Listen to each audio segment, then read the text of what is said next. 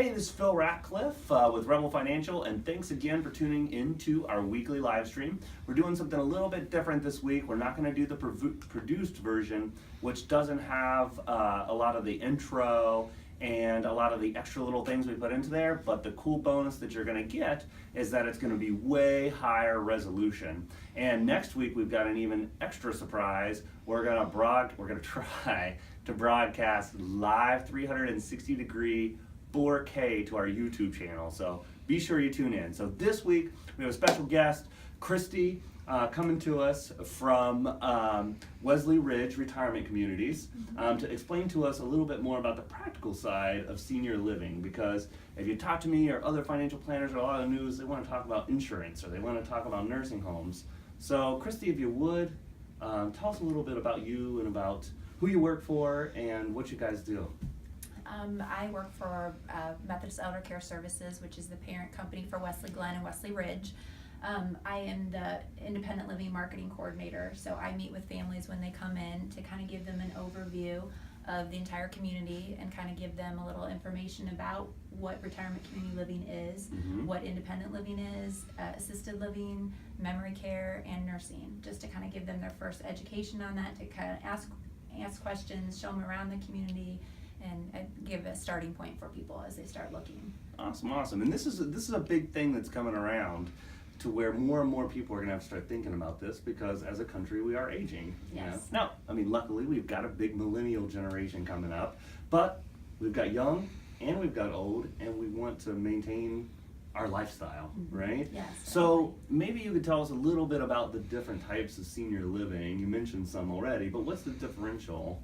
Like, what are some of those keywords people may have heard? And you may have heard of independent living, which is an option where you can move in. Some places have homes, like similar to condos.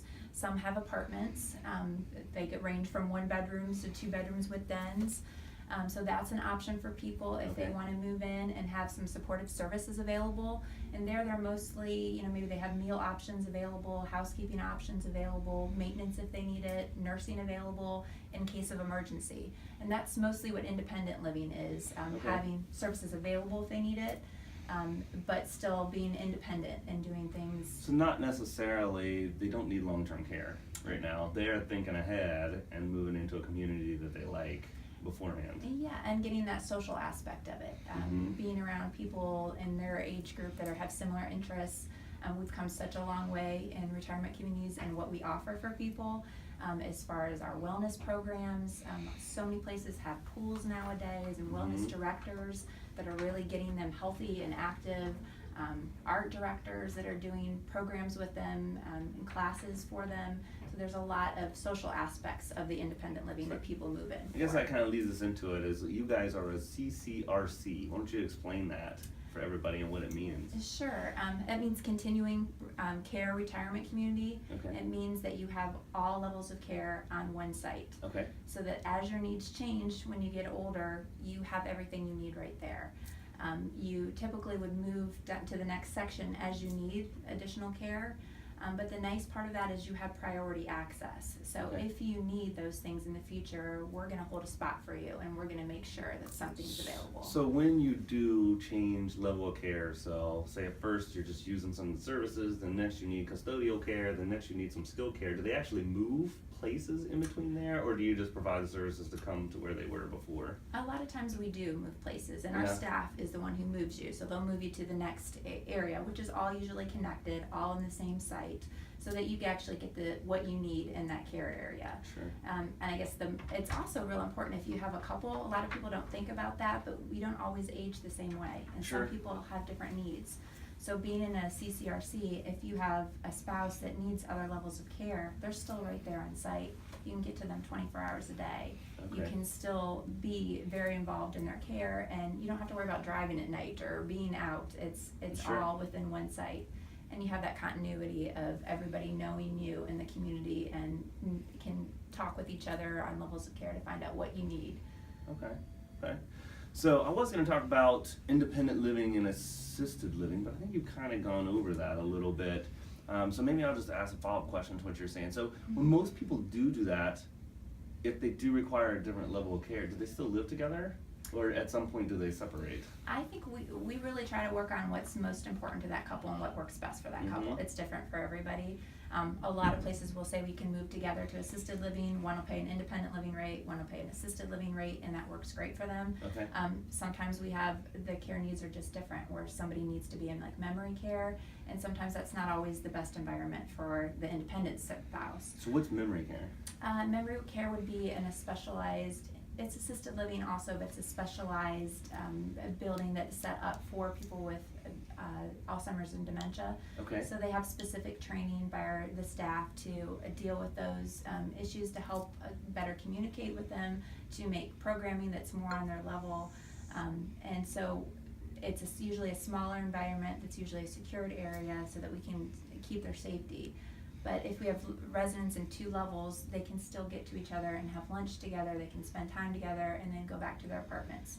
So that's an option as well. So there's a lot of options available for It just depends on what they want. Yes. Yeah. Okay. So when we look at, something like this that's more like quality of life and like planning ahead, what's the differential in cost in terms of joining something like this versus just going through and piecemeal paying for home health care or going straight to assisted living facility or nursing home or what so?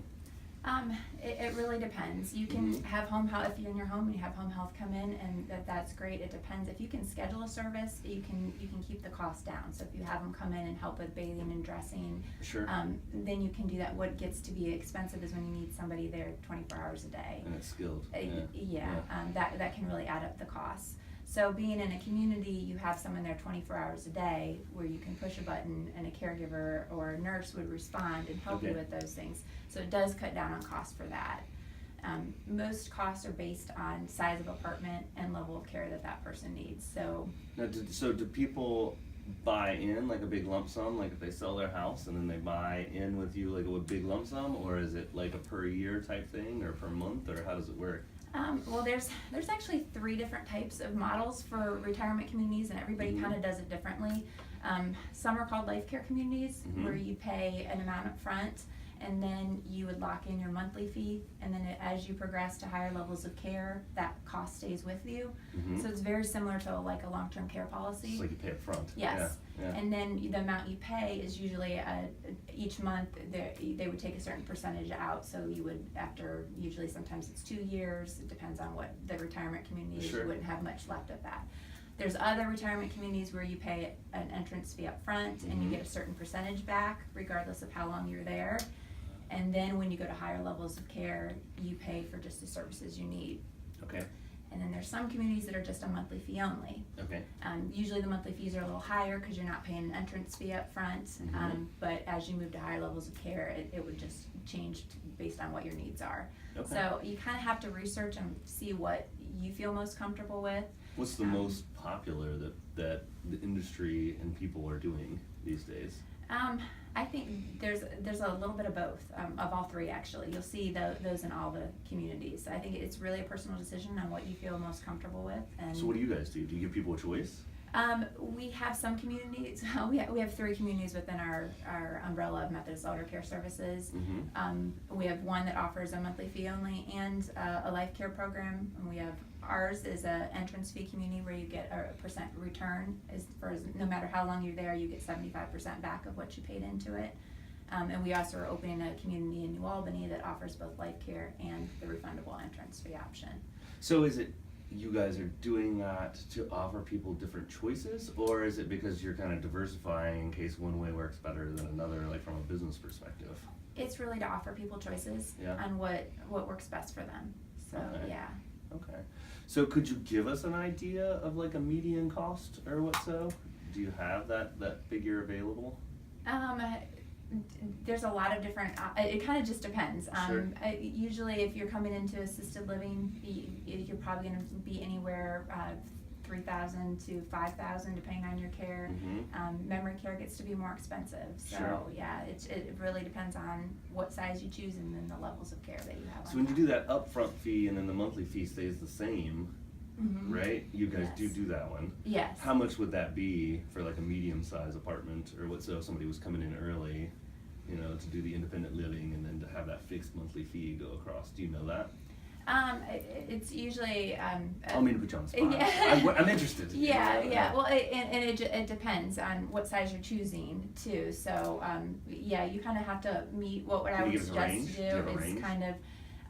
They usually are going to start for a refundable entrance fee for where you're going to get a guaranteed amount back. It's probably going to start about $100,000. Okay. But you're going to get 75% of that back no matter how many years you're there, and your monthly fee is going to be smaller than it would normally be. That's pretty low. I thought it would be higher than that. Yeah. So, but there's a couple different options. So what I would recommend doing is going to meet with several places. Go to several different places, ask lots of questions, figure out what's the most important thing for you in retirement communities.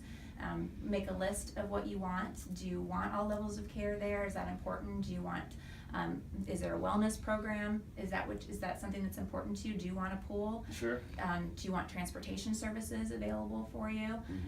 So ask those questions. Go and talk to the residents there.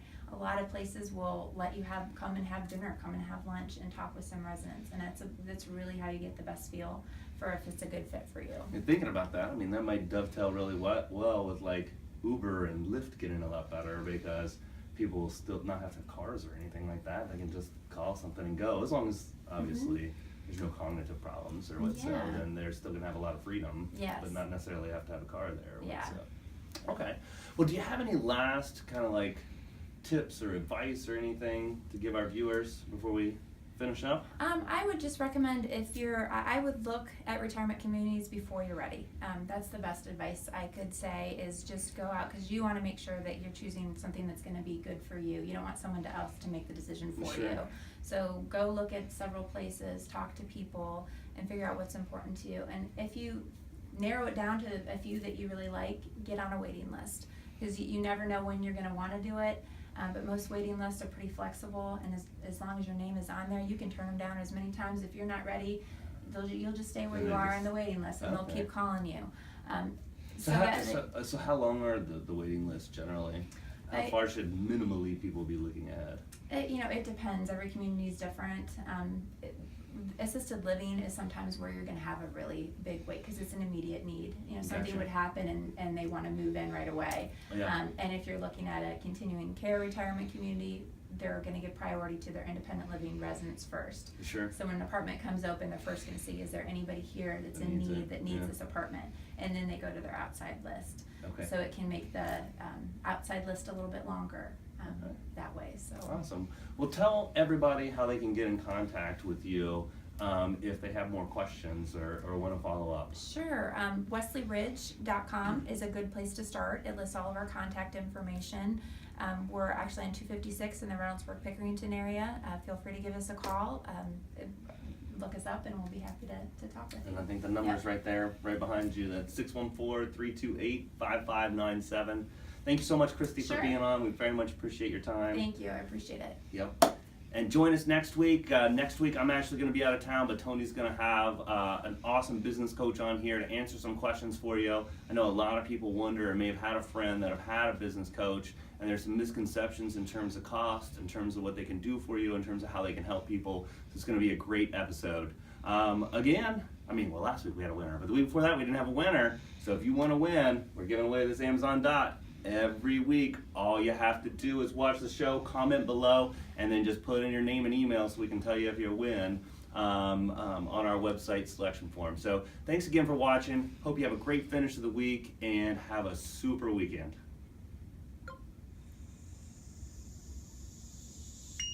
Good? Yep. Awesome. Okay, thank you. You did good. Yeah, thank you. I'm sorry, I didn't know if I was supposed to answer. Africa said just don't give